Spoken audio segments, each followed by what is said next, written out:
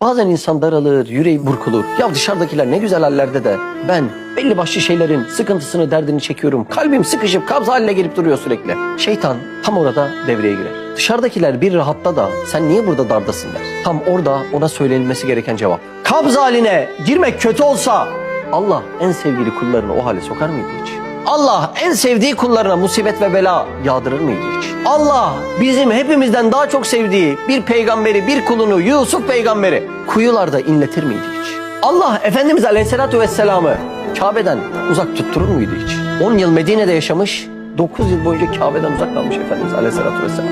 Allah Nuh Aleyhisselam'ı yalnızlıkla sırar mıydı hiç? Allah Zekeriya Aleyhisselam'ı kör testereyle ikiye biçtirtir miydi hiç? Kabz hali kötü bir şey olsa Allah en sevgili kullarına bunları yaşatır mıydı hiç? Demek bu yolun cilvesi bu. Nedir?